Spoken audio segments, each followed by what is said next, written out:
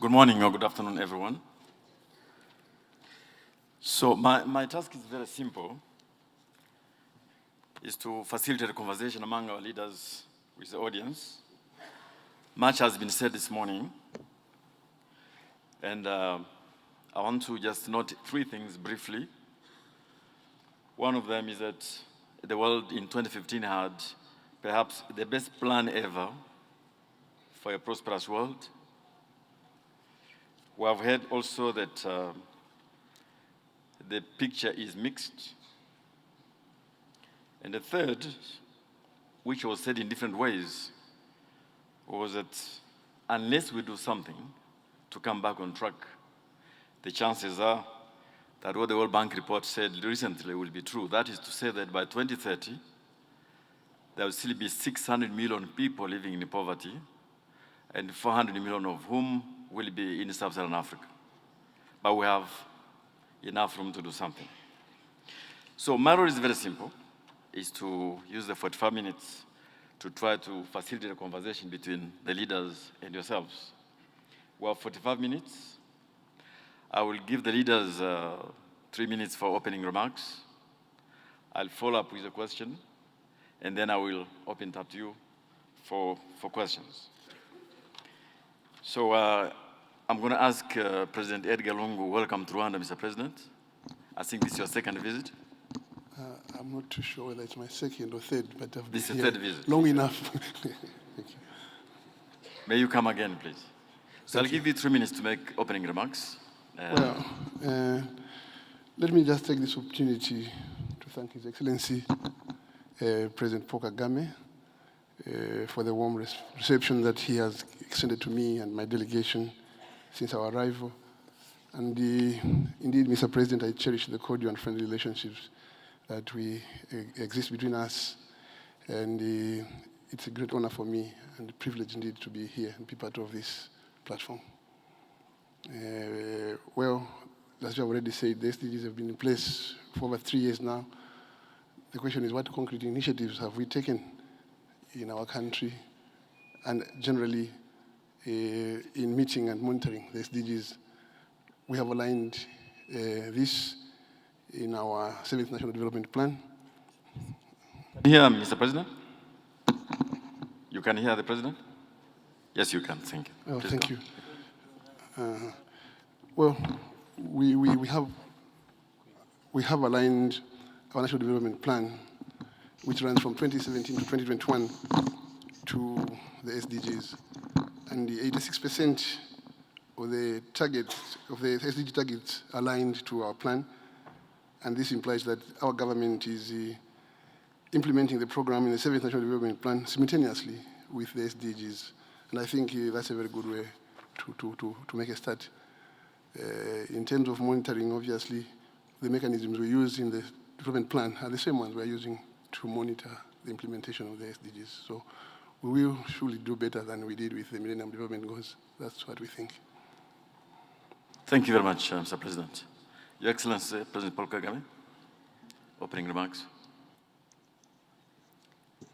Well, thank you, Moderator. I think I've made too many remarks.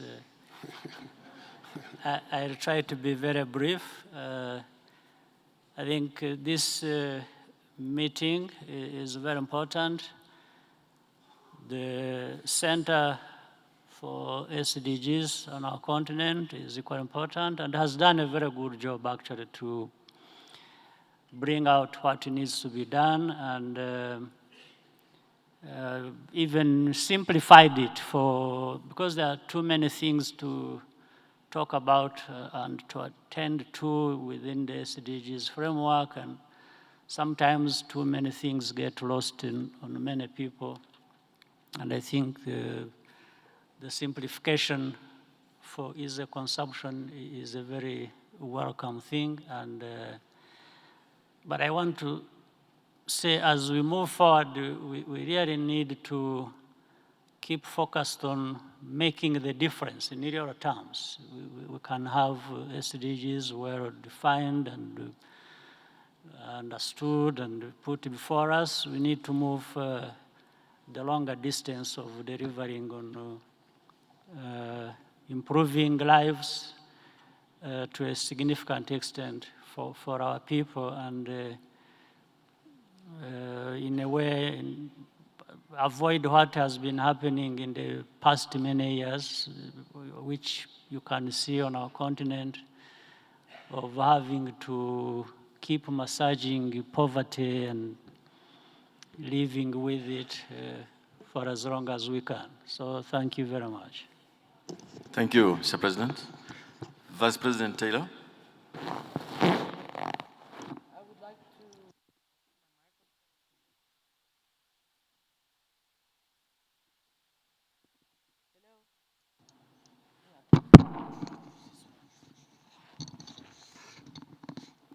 Thank you.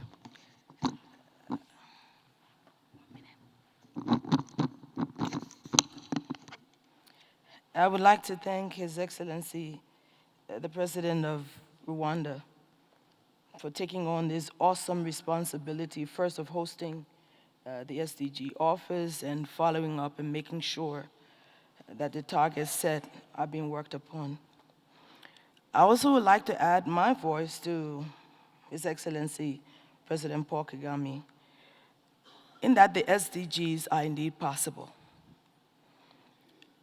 I'm really frustrated about the fact that Africa has all of the human and natural resources available to us, yet we continue to complain about how our people live in abject poverty, have no access to basic human rights, and we keep looking across the street.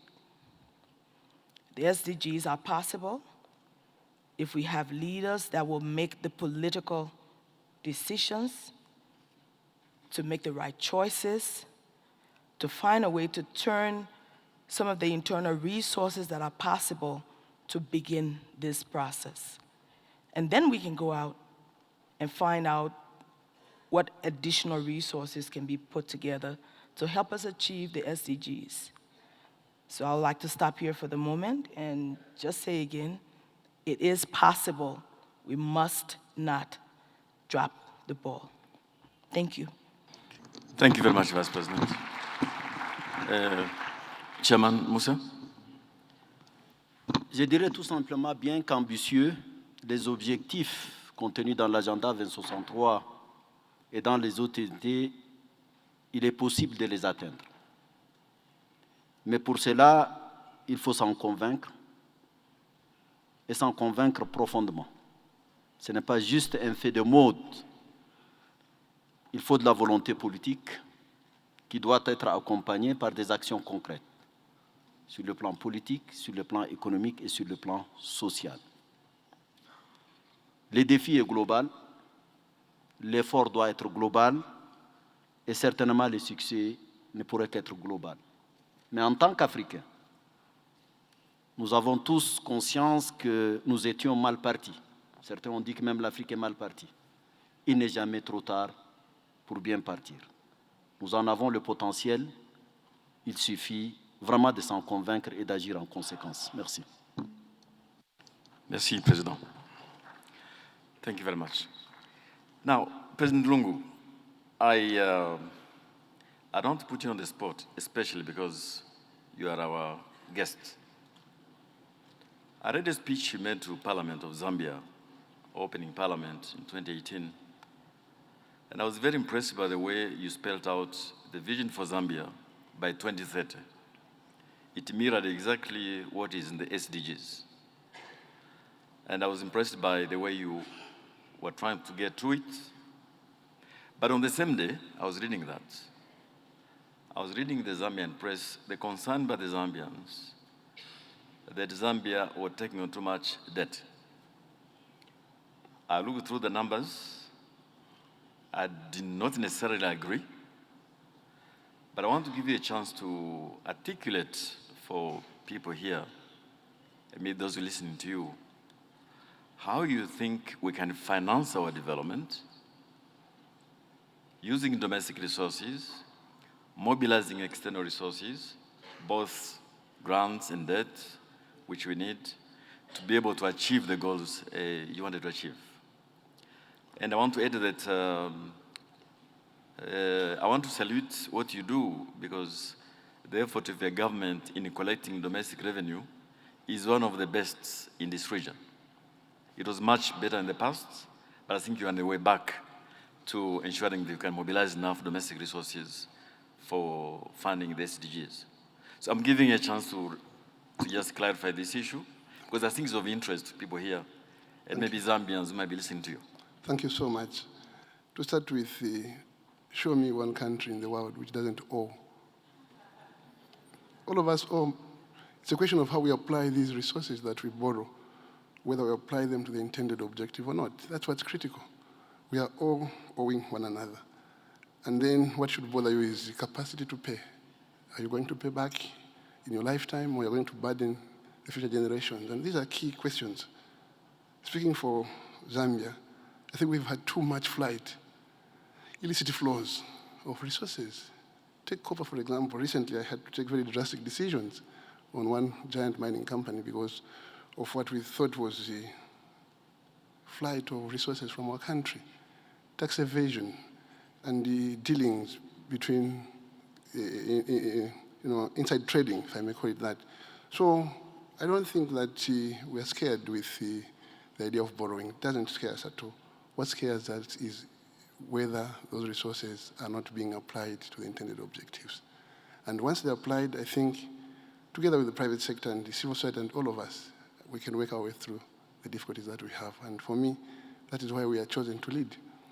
So I think that consultation at all levels has been very key in our governance system. We want to make sure that we deliver what we promise the people, because that is what is keeping us in power. And I'd like to believe that no system can claim to be perfect, but all systems are subject to reform, and the dynamics which come to play from time to time change. But people should be able to look at, are we on course? And that's why we are here. We are here to discuss the SDGs. Already we are trying to check whether we are on course. And with us as a country and as a government, we'll constantly be checking ourselves, with the opposition obviously providing checks and balances. We'll get there. Otherwise, if you were all perfect, the SDGs would have gone home after New York, would have said, fine, we'll meet 10 years' time and see where we are, or in 2030. But we're not doing that. So this constant revisit, constant introspection and question is what we stand for. So we hear you when you say we have overborrowed. But the question is, we're borrowing for what? Infrastructure? Yes. Agriculture? Yes. Energy? Yes. Because with those, it will be easy for us to achieve most, if not all, of these SDGs that we have. And I stand very, very firm that if a system doesn't take check of itself, then it's bound to fail. We're not failing in Zambia, and we are in tune with these SDGs. And we believe that we are an integral part of the region and Africa, and together we'll succeed. Thank you, President. Indeed, all countries in the world have to access capital markets. The issue is what you use money for and how you do it. So you're right. But let me pursue this further on the measures we are taking in Zambia to ensure that these investors, external companies, actually do pay what they should pay. And the measures you are taking, if you can elaborate a bit on this. Well, it starts from planning. I would like to say that during our budgeting processes, we engage all stakeholders, private sector, civil society, government agencies, in fact, including the revenue masters, tax collectors, so that we agree on the threshold and why we think that things should be done properly. But ours is a win-win situation. We don't believe that because you have brought in money, you should get everything out of us and leave us poverty-stricken.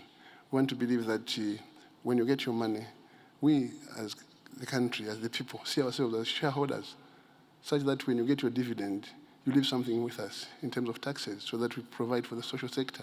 We do the roads, the hospitals, the schools. And we know that sometimes they use corporate social responsibility to mask and try to hoodwink us. But we welcome corporate social responsibility, but we cannot take that as the dividend due to the Zambian people. So tax should not worry anyone who wants to invest in Zambia, because tax is considered to be what you're paying for what you're getting out of the country. And in that score, we want to compare in the region. We want to compare with products. If you're mining copper, for example, in Congo, in Peru, in Chile, or elsewhere. What are you paying? And that's exactly where we begin saying, no, we are being given a road deal here, let's talk. And if you don't want to invest in Zambia on that score, go. Others will come and join us. And it has happened. Already there are people who are coming to say, can we take over this mine? Can we open greenfield mines? And I think it's because we are very healthy in our approach to raising revenue for our people. So I'd like to believe that we should not be ashamed to say that we know what's going on. And once we know, we'll call you and say, look, now that we know what is going on, can you increase your taxes? Thank you. Please give a round of applause to my president. Thank you. Now to my own president. Mr. President, I listened to Vera Songwe just now. She's saying, look, 2015 was a year of great dreams. The world came together with this great plan. And a few years later, we live in a different world. Commitments that were made, whether it's climate change, whether it's multilateralism, has fallen by the wayside. Now, there are two ways to look at it. One of them to say this is a temporary aberration because there are few leaders in the world who don't believe in multilateralism. There is a second way to look at it to say, actually, this is a shift which may not return us back to pre-2015. And I want you to help us understand what this means for we Africans, first of all, and what it means for the SDGs, because many of the SDGs, about 40% of them are global in nature. And I wanted you to help us, given the work you have done globally, in the Broadband Commission, in the SDG themselves, in the African Union. What do you think this means for Africa and the attainment of the SDGs, this changed global environment?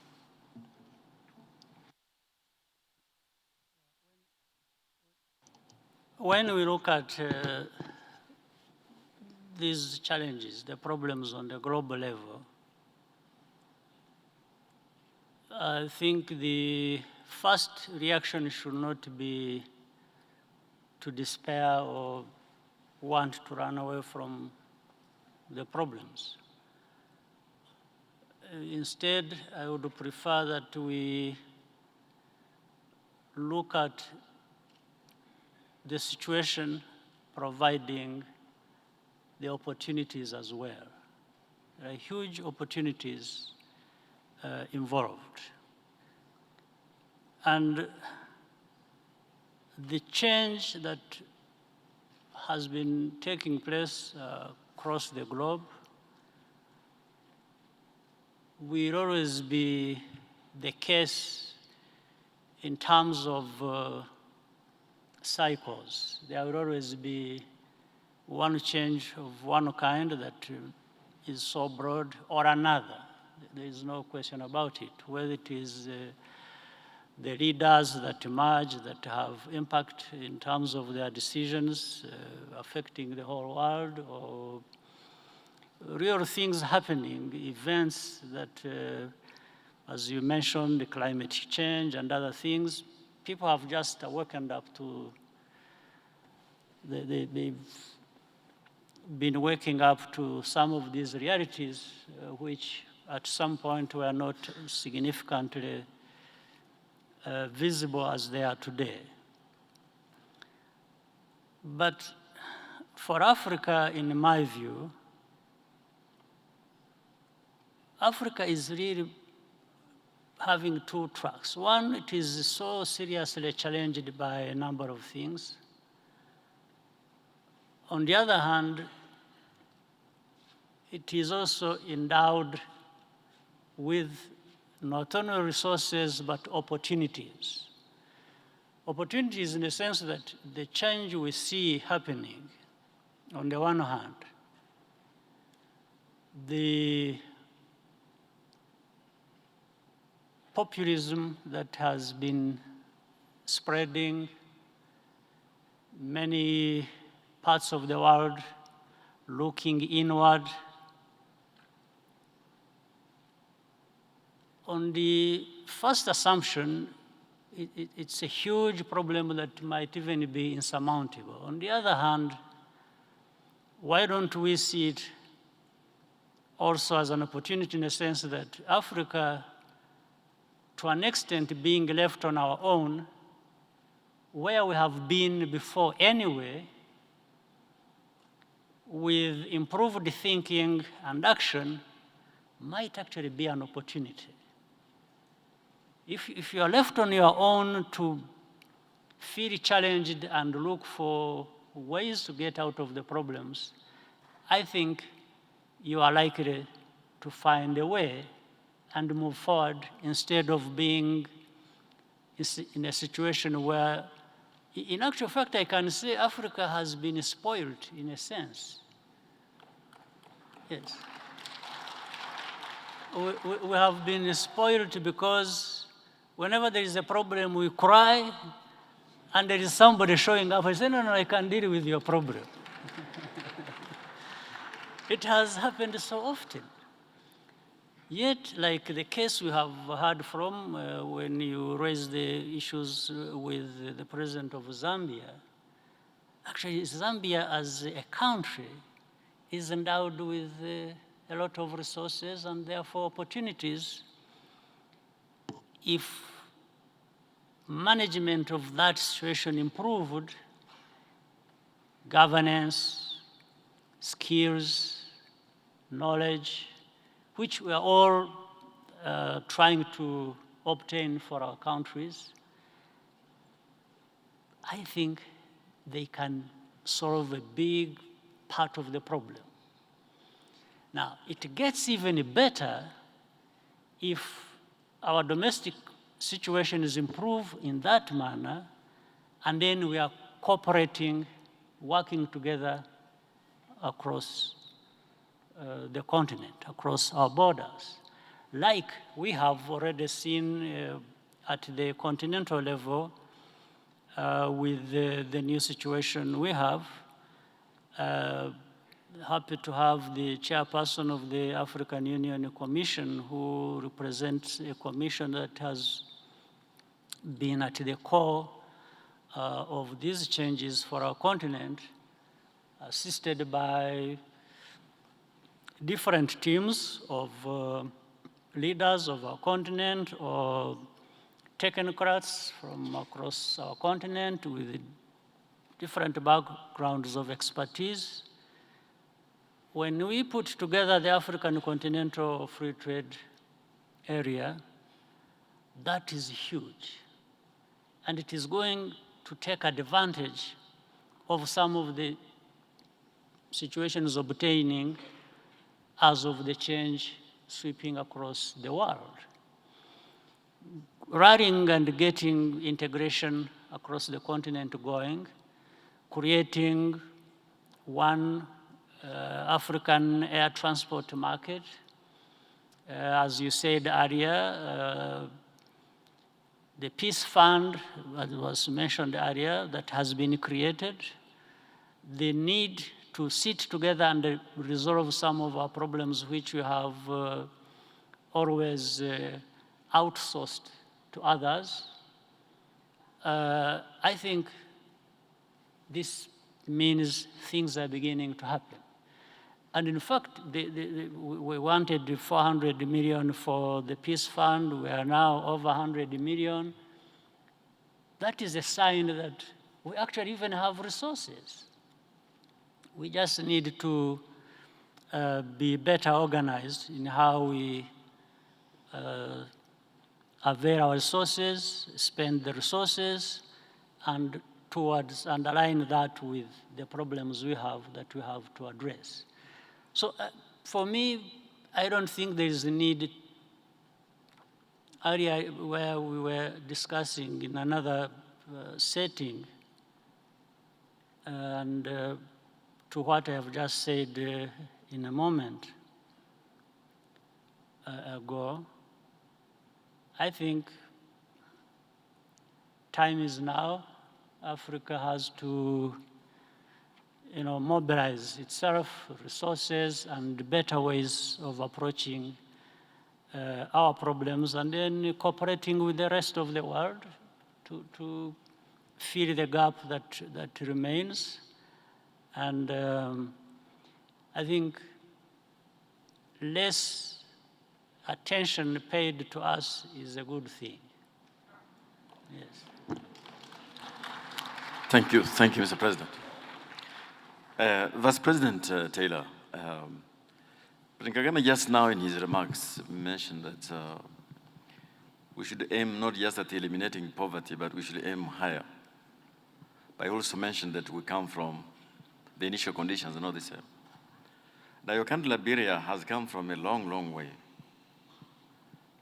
10 years of mayhem and bloodshed and worse.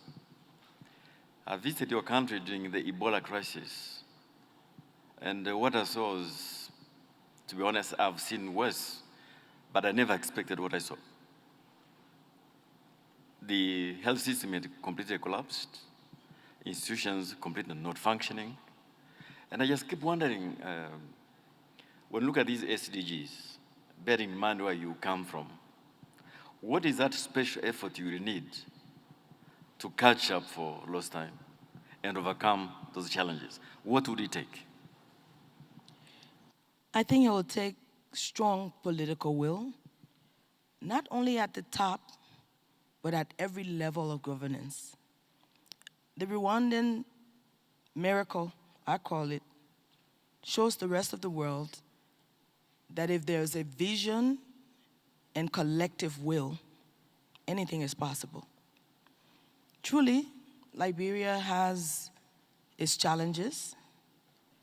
We have managed to hold together for more than 15 years of peace. And we've started from the beginning, trying very hard to rebuild the structures that we needed. We are a rich resource country, but like most countries in Africa, continue to do business the same old way. Having multilaterals come into our country, take out our resources, give nothing back, not paying proper taxes, using social corporate responsibilities as a way to blindfold the local areas. In the end, nothing really much is given to transform those areas.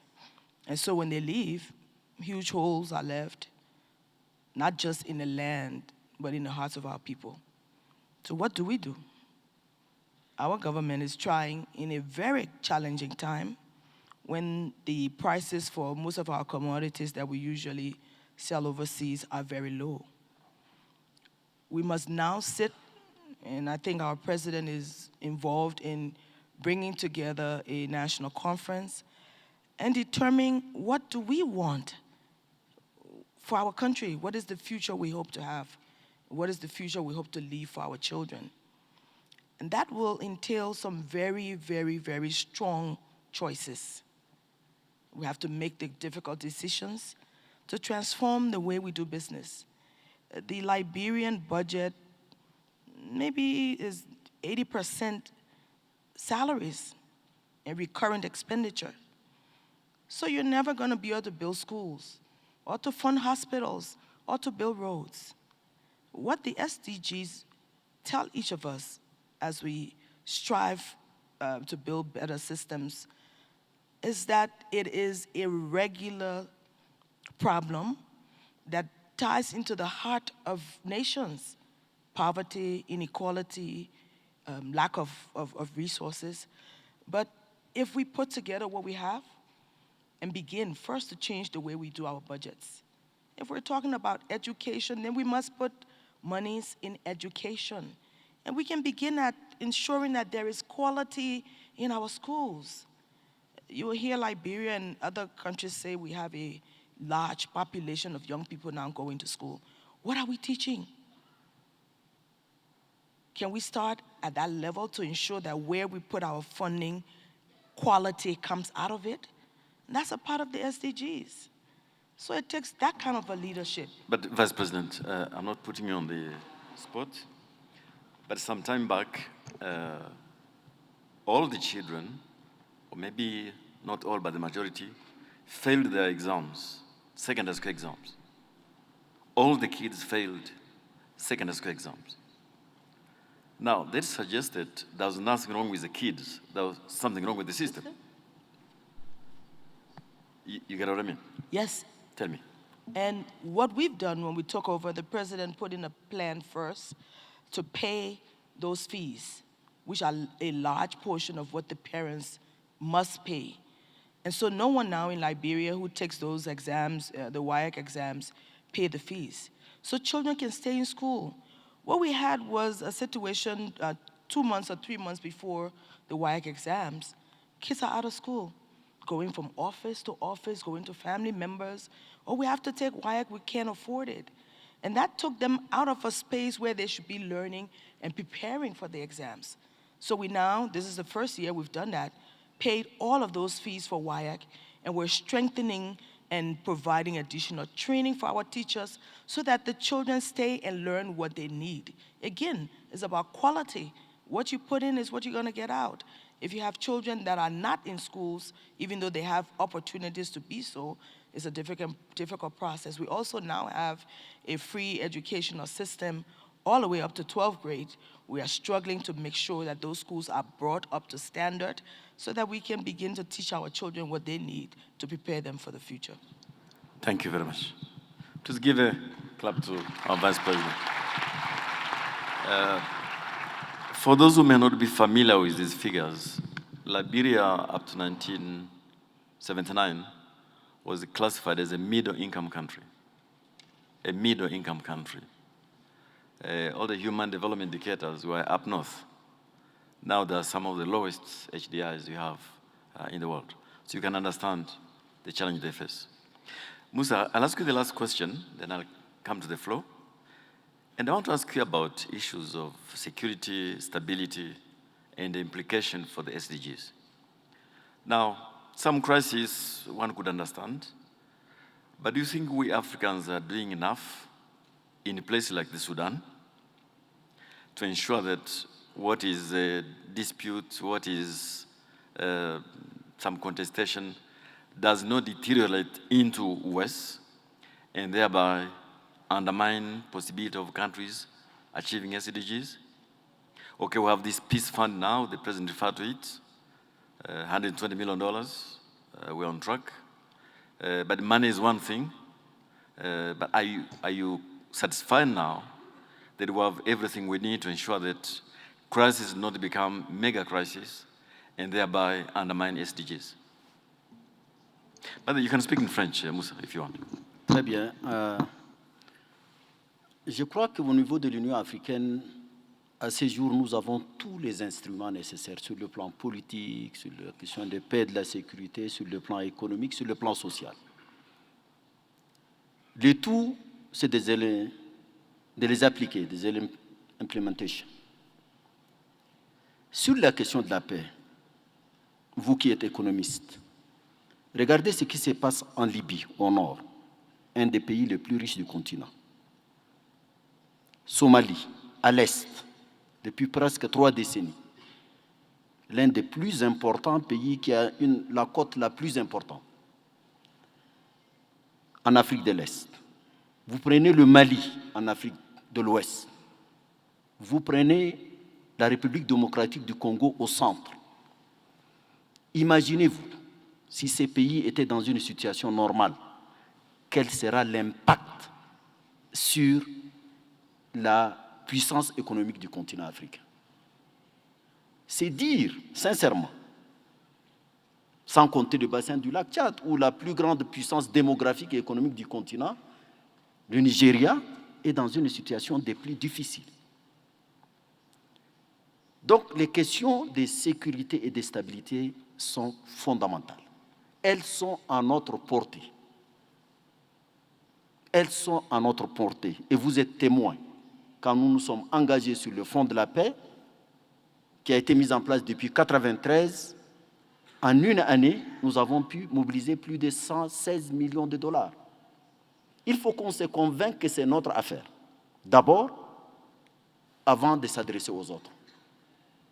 Il ne faut pas que des puissances extérieures, avec leurs bases, protègent nos pays. Nous avons la capacité, ensemble. Les forces africaines en attendent, ça fait combien de temps? Elles attendent toujours. Ce n'est pas normal. Ce n'est pas normal. Donc c'est une question de conviction. Nous avons les instruments, nous avons les potentiels économiques, humains, les capacités ensemble de faire ça. L'exemple du Soudan, l'un des pays les plus importants et qui est déstabilisé, qui connaît des problèmes depuis plusieurs décennies. Une mission de l'Union africaine, une mission des Nations unies, une mission mixte dans ce pays. Il y a un changement. À la différence, c'est un mouvement populaire extraordinaire qui a amené l'armée et la sécurité de pouvoir rallier le mouvement. Jusqu'à là, nous sommes dans une situation de blocage. Nous avons envoyé notre mission qui est sur place et qui travaille jusqu'à ce matin, je parle avec eux. Nous avons réussi quand même à rapprocher les points de vue en disant à nos partenaires, c'est une affaire d'abord africaine. Laissez-nous interagir avec les parties soudanaises en leur disant qu'au moins dans la phase transitoire, vous devez de travailler ensemble. Armée et sécurité, puisqu'à un certain moment, vous vous êtes retrouvés, vous êtes dans l'obligation de pouvoir trouver un processus inclusif pendant la transition qui puisse permettre au peuple soudanais, à l'issue de cette transition, de choisir ses dirigeants. C'est possible, M. Kaberuka. On l'a vu, mais très souvent, parfois, on compte sur les autres. Les ingérences sont notoires et sont connues dans cette région et ailleurs. Il faut éviter de s'offrir davantage en spectacle. Thank you, Musa. So I will now turn to you, the audience. Please make use of this opportunity to interact with the leaders. Ask any question, however sensitive it is. I'm sure the leaders will be happy to answer. And we're going to be 50-50 agenda. So who wants to speak? Put your hands up. Right. There's someone here who is very insisting, behind Vera.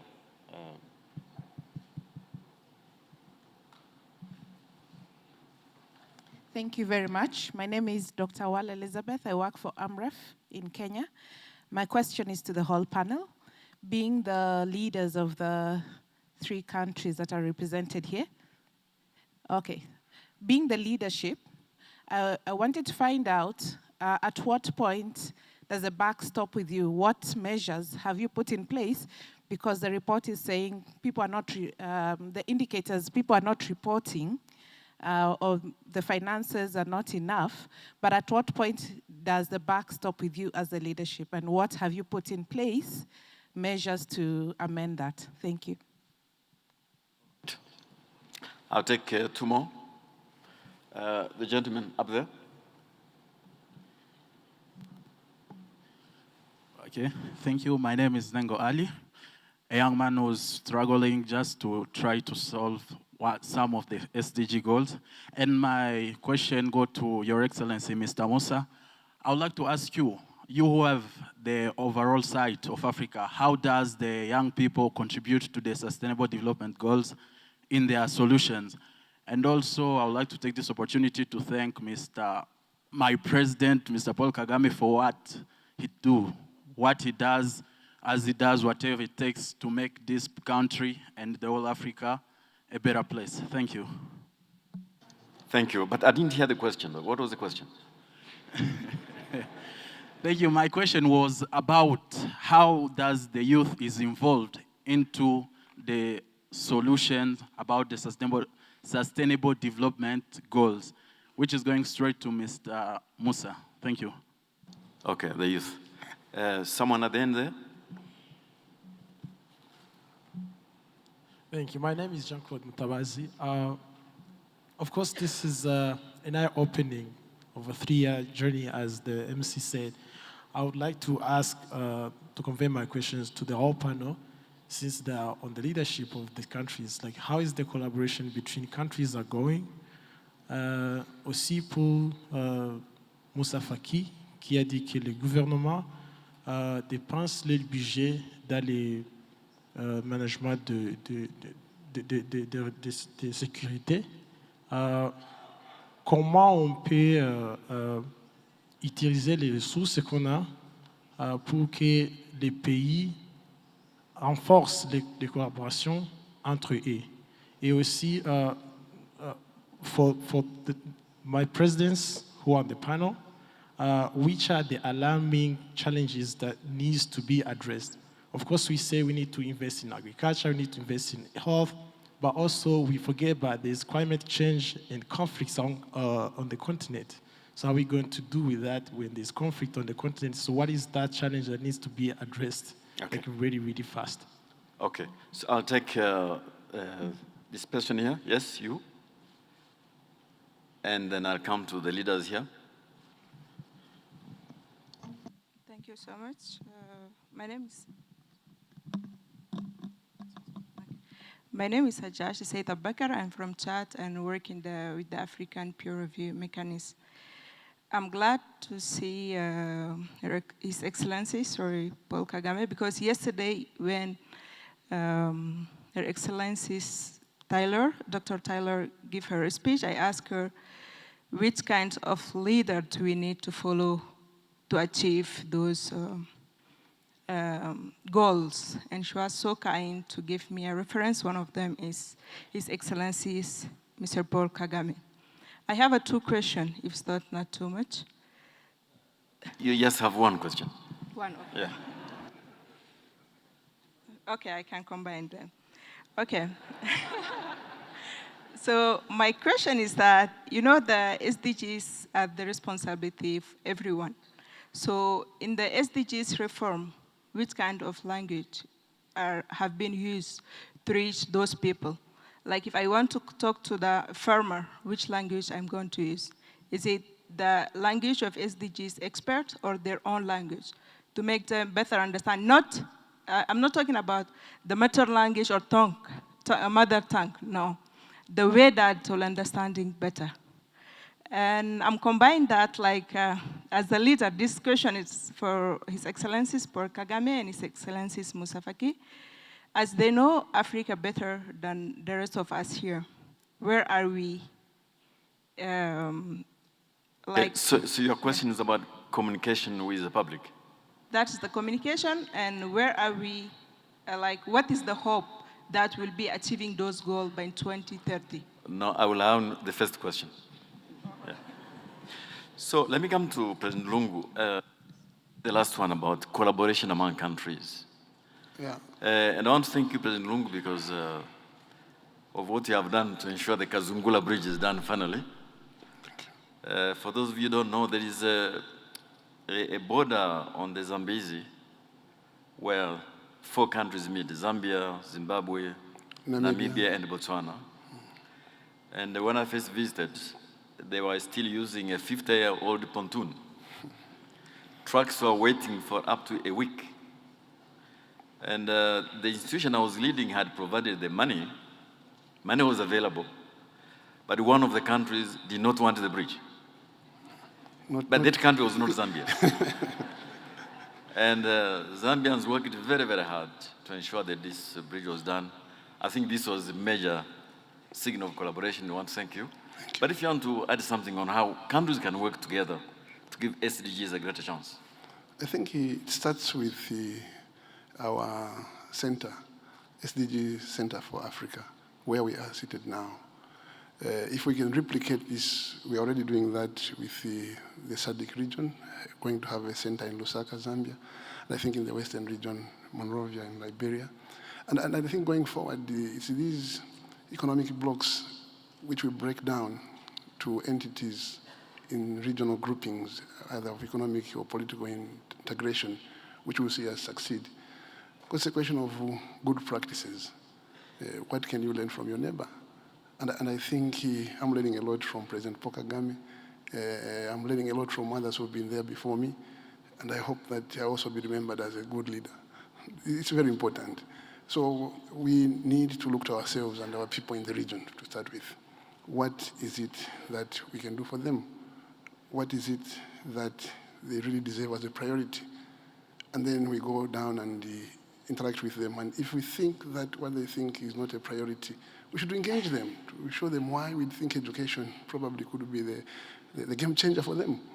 If we think it's agriculture and we are not developing because there is no communication network, it's not the technology, we have to begin interrogating them on this idea. And at the end of the day, when we agree that we emerge as good leaders, now I'm saying this in answer to what kind of leaders we look for. It's leaders who communicate, who reach out to the people in their very basic form. And the language doesn't matter. What matters is the essence of what you are talking to them. If they appreciate, they buy into your vision, then you qualify to be considered as a great leader. I think that beyond our regions, when we meet like this, we are sharing ideas of good practices and innovative ways of overcoming challenges which we may meet in implementing our goals. I believe with this program we have brought for ourselves, the SDGs will perform much, much better than we did in the MDGs. That I can assure you. And a good number of us were made as good leaders. And thank you for agreeing to host the SDG Center in Lusaka. Congratulations. But on this issue of how we communicate with the people, how do we avoid technicalities? How do we ensure that this simple concept, which SDGs, is communicated in a way which we are not talking to ourselves? We're actually talking to every citizen. How do you think you can improve on this communication with every ordinary person? It's for me, because the questions were to the panel. So, yeah, I think that the best teacher is in the community. The best teacher is amongst the people who have the vision, who are facing the challenges. So we should be able to identify who do people listen to. Take, for example, the issue we've been grappling with on early child marriage in Zambia. We have used traditional leaders, and we are doing very well because they respect them, and the people understand that these are our vision carriers. Like again, if you are going to talk about the same girls whom we want to liberate from early child marriage and falling out of school at early age, we do have role models, people who have made it. Some of them are vice presidents, like my good vice president in Liberia. Others are leaders in districts and the provinces who originate from the same areas where you want to go and achieve a certain objective. You have to take them there. So they've been speaking to the communities in their own language to say, look, I'm here now. I'm a leader in the province or in the republic. I'm at this level. You too can do it. But I did it because I avoided early pregnancy, for example. I kept away from playing around and I focused on books and so on. So I think that there's no blueprint one can say will fit all. What happens is the various cultural backgrounds we may have could determine the form that we'll take in communicating to the people. Liberia is a good example. Rwanda is a good example. When you talk to them about peace, they know what it means to be without peace. Zambia, for example, has enjoyed relatively peace throughout, so they don't know what the absence of peace does. So when you talk to them, you should market and package your message in such a manner that they begin appreciating, even from a conceptual premise, that peace is important. So I think that we cannot define hard and fast rules to say this is how you reach out to your people. The history, the tradition, the background, the challenges and the culture will determine how you package your message. The SDGs can apply globally to all of Africa, but how we package them matters. That's why we involve lower platforms, communities, wards, and sections who know exactly what challenges they face. For example, in some parts of the country, we have high incidences of pregnancy. So we cannot universally or nationally say the strategy will be this across the board. For those who have a propensity to get early married, we have a package. For those who probably have a fear or phobia of being oppressed, because we are also some male chauvinists who don't want girls to prosper. So we tackle those in that manner. I think that each situation calls for its own rules, but the principles will remain the same. We want to emancipate our people. Thank you. Thank you, Mr. President. Mr. President, I think there was a question for you from here and there. One was on the youth, another was on leadership.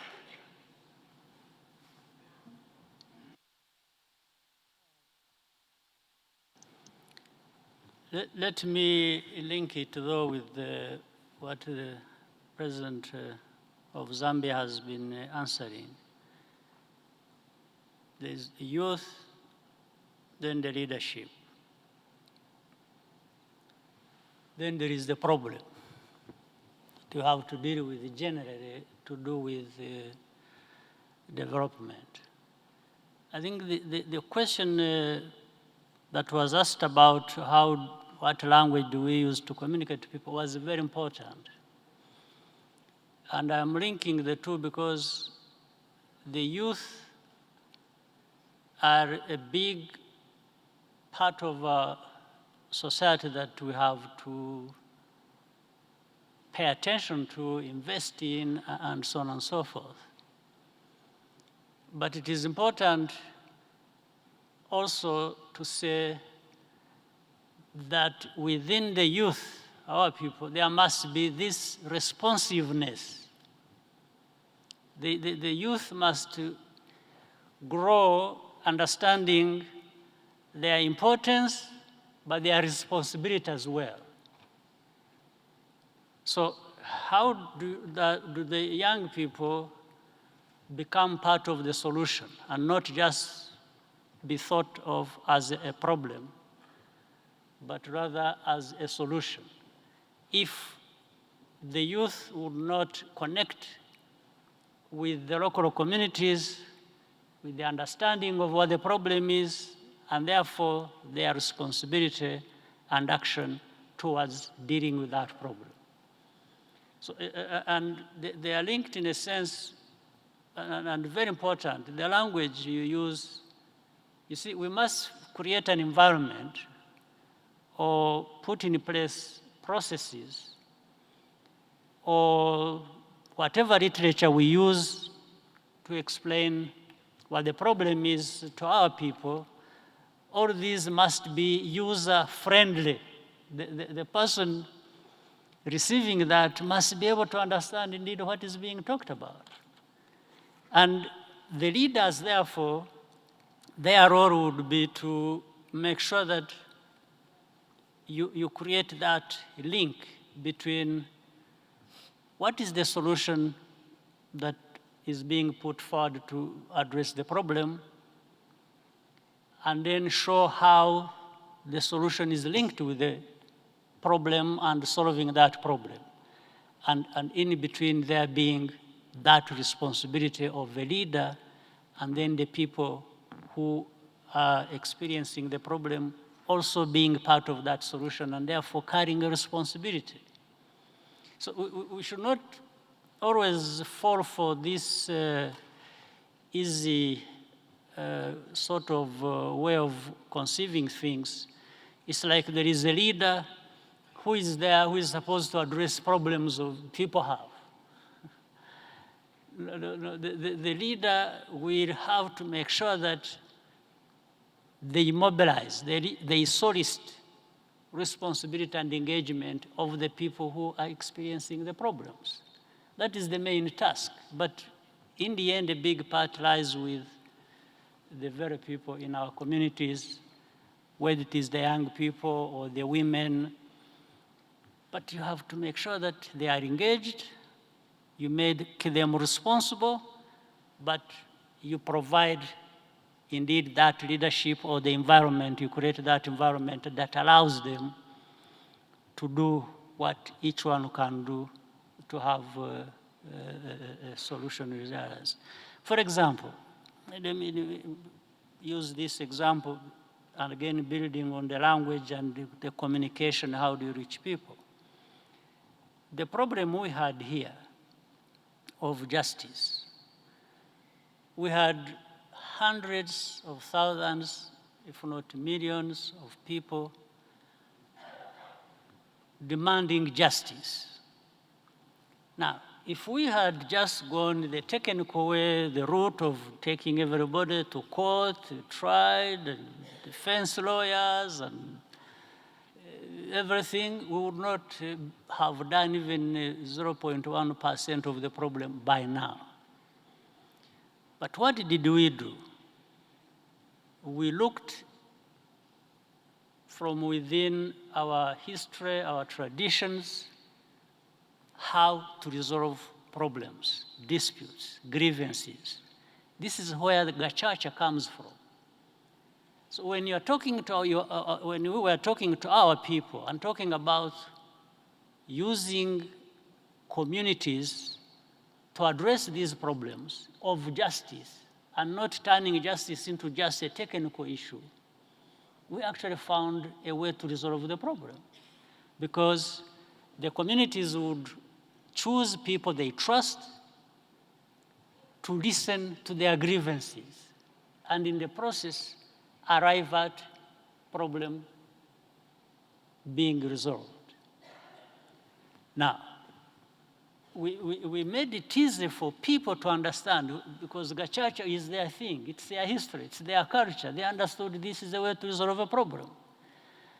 And the person who has a problem, who is being accused, comes out. As long as they tell the truth, the communities will forgive, and they would even level a penalty against whoever is accused if they found guilty. And they did it in a certain way that it was both punitive, but also forgiving as a way of bringing these people back into the community. Therefore, we achieved two twin objectives, one being reconciliation, another being justice.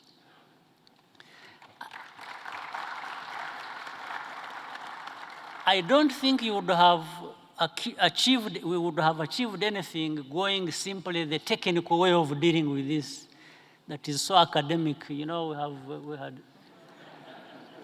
we have so many lawyers, and you know, they come and spend the whole day talking about the problem in a very nice language. In the end, whether they find a nice solution is a different issue. So the communication, even with the poverty, when you go to poor rural areas and you are talking to these people, what may make their difference in terms of creating wealth, improving their living standards, and so on, you want to package it in a way that fits directly in the environment they live in, because they are the ones living these problems. Poverty hurts the very poor first, before those of us who can articulate, you know, what it means. So you must find a language, you must find examples, you must find a way of connecting with the actual people and their problems while you work with them to find a solution. Thank you, President.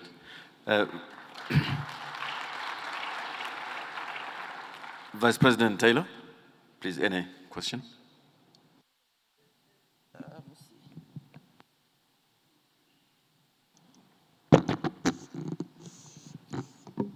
You see, this platform is not gender friendly. We shall do better next time. Thank you, Your Excellency. And it's difficult to speak after President Paul Kagame, but I'll definitely try. I know. Yes, you are. I think the way to solve the issues is to take governance to the level of the people. Because really, when you get elected on a platform, it's to solve the problems that people have. And it's easier to win an election and make all of the promises. And when it's time to fulfill them, then some leaders step back, and I think it's wrong.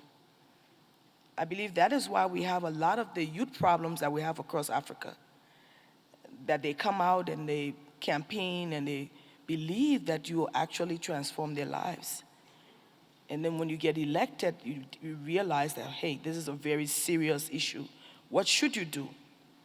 Go back to the local people, go back to the young people, find out what the real issues are, find ways of solving it, and if you're having challenges, you should go back so that they buy in and they go along with you. Africans are very resilient, and if they understand what the issues are and they see themselves in what you're trying to do, it definitely makes a lot of difference. For us, we're privileged that Liberia was chosen to open the West African Center for the SDGs. I think Zambia was approached much later. I hear from Dr. Bigasha, even though we had a one-year jump, we're still struggling to put our office in place, but we'll definitely do so we can invite the Zambian president to come and dedicate our office. But I think that is just one phase of it. The second phase is how do governments take the high moral ground and put in place those systems and change the way governance is done across Africa to benefit the lives of our people. And I think that is what all of us must do if we must fulfill the SDGs.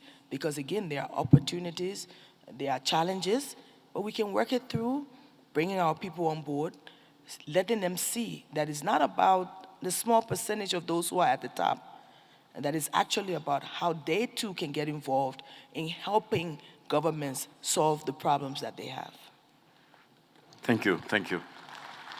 And congratulations on accepting to host the SDG Center in Monrovia. Musa, I'm advised that we are holding up lunch, and the leaders have another program. So Musa will make the last comment. And unless there's something very important, very original, we shall then try to bring the panel to a close.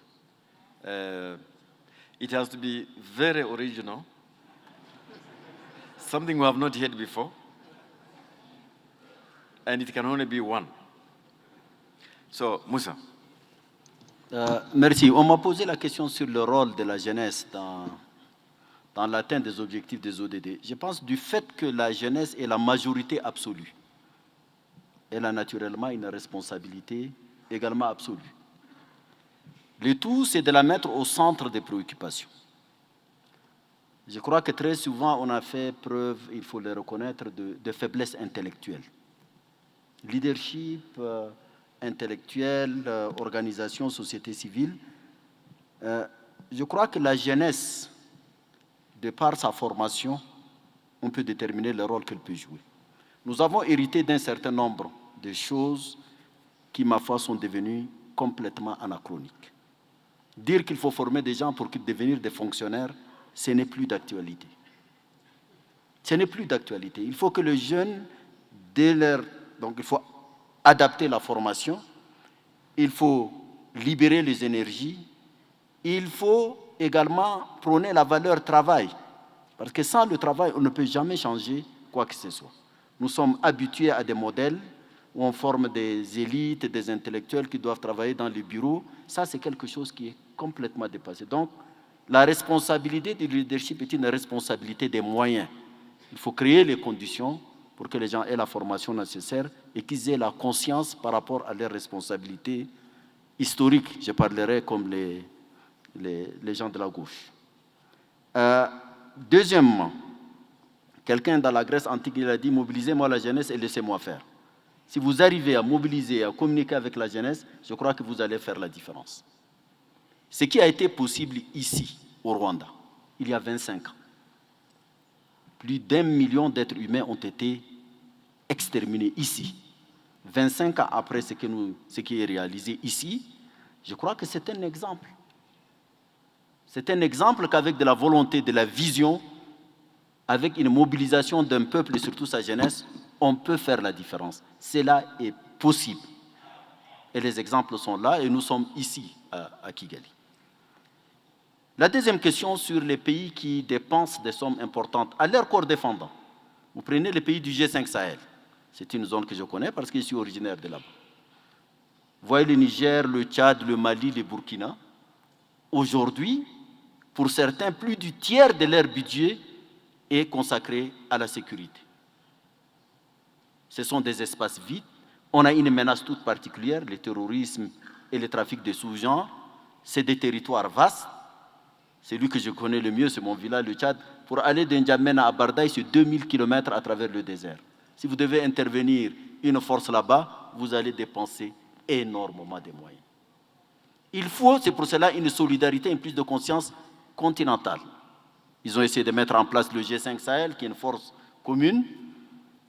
Je constate, et Monsieur le Président Kagame, ce n'est pas vous offenser que de vous dire, quand même ici, dans ce bâtiment, quand la question vous a été expliquée, le Rwanda est le seul pays africain à avoir contribué pour $1 million en soutien au G5 Sahel. Est-ce que c'est normal? Est-ce que c'est normal? Il n'est pas normal, vraiment, dans des circonstances pareilles, que l'on ne fasse pas l'effort nous-mêmes en attendant la contribution des partenaires. Ça également, c'est une façon de réfléchir qui n'est pas la bonne. Le problème est le nôtre. Nous devrions être les premiers à assumer notre part de responsabilité. Nos amis peuvent venir par la suite. Ça, ce sont des choses évidentes et que nous vivons actuellement. Les réflexes de solidarité, on l'a constaté dans le bassin du lac Tchad, Nigeria, Cameroun, Tchad, Niger ont mis en commun une force et ils ont pu contenir. C'est vrai, Boko Haram continue à encore faire des dégâts, mais ils ont pu contenir parce que Boko Haram occupait des villes. Donc c'est par la solidarité qu'on peut agir efficacement et soulager les pays qui sont sous forte pression. Ça sont des choses, à mon avis, qui sont... Comment parler sur les SDG aux populations, par exemple? En dehors de la question de la langue, je crois que c'est le contenu du message qui est important. Il arrive, et ce n'est pas rare, qu'un Africain va dans son village, il va parler en français ou en anglais, il va demander à un interprète d'interpréter à ses parents qu'est-ce qu'il est en train de dire. Ça également, c'est des choses, je crois qu'il faut... D'abord, il faut expliquer aux gens, si vous allez à Béché, il faut parler aux gens en arabe, parce que c'est le seul langage qu'ils comprennent pour leur expliquer c'est quoi aller à l'école, amener les filles à l'école. Je crois que ça, c'est la première des choses à faire. Deuxièmement, il faut éviter le mimétisme si on veut donner un contenu. Le président Kagame a raison. Aujourd'hui, combien de tribunaux existent dans nos États pour pouvoir régler les problèmes de la justice? Il faut un procureur, il n'est pas venu, il est dans la capitale, on attend 6 mois. Le tribunal est arrêté, on attend un procureur qui vient. C'est complètement vide. Il faut trouver vraiment, dans nos ressources, nous sommes une société, nous avons nos règles, il faut être original et trouver des solutions pour pouvoir. Sur le plan administratif, le modèle que nous avons hérité n'est plus à même de régler nos problèmes. Donc il faut faire preuve d'imagination et adapter nos réalités pour régler des problèmes concrets de tous les jours. Merci. Thank you. Thank you. Thank you very much. We could continue this conversation for the whole day. But Can I make just one important point? Time is limited. 2 minutes. Time is limited. But the Vice President has ordered me, so I have to comply. There is someone at the back there. You will have to be the last. And you have to thank the Vice President for that. Yes, that person. Your Excellencies and Heads of State, good evening. My name is Esther. I'm from the African Leadership University. And mine is not a question. Sorry, Dr. Donald. It's more of a statement in regards to the SDGs. I think Dr. Belay will agree with me that all the SDGs have equal importance. They're all of equal importance, but there's one that stands out, especially for the African continent, and that would be the final one, which is SDG 17, partnering to achieve the goals. And I think from everything that has been said, we should focus on this. It will involve partnering with the youth, partnering with women, which, according to the UN, are the most important groups. This is the largest untapped resource on the continent to drive development. It will involve, community engagement, which I'm very excited that, His Excellency Paul Kagame touched on. User-friendliness, it's an exciting terminology. But I think going forward, we should focus on SDG 17 because it ties in everything that we're working towards. And it will involve more engagement such as this, where members of the community, members of the public can be able to engage with their heads of state and ask relevant questions and get a level of interaction and meaningful dialogue, going forward. So thank you. Thank you very much for that. Vice President. And in my closing statements, I just want to say 2 important things. I don't think we should leave the panel this afternoon without talking about the need to begin to open the African Fund that we've all been speaking about. Even if we don't have the first cent, the Peace Fund is an example of beginning a process. I believe if the African Fund for Health and Water Resources is opened, and African leaders can be coerced or encouraged to begin to pay some contribution towards it, I think it jumpstarts what we need to do. And the last thing I would like to say, and if I don't say it, I think when I get home I'll probably be whipped, is the issue of gender equality, the number 5th agenda. I think if you lift women out of poverty, you can solve so many of these issues. A woman who's trained and educated, automatically her family is a little bit more secure. The family gets out of poverty, there won't be much hunger, quality education will come into place. Of course, she wants clean water for her children, decent work. That one aspect, and there's not much talk about it, and even at the SDG Center, they're talking around it, but if we begin to look at how we empower women, we can solve a lot of the SDG problems, and it will help jumpstart us into the future. And I think that's an angle I'm hoping we'll pay more attention to as we proceed. Thank you so much. Thank you, Vice President. I think, Dr. Begesh, there'll be some conversation on the fund later in the day. And maybe that should be the time to talk about its structure and how it's funded. Is that right? Thank you. So please join me in thanking our leadership here on the panel.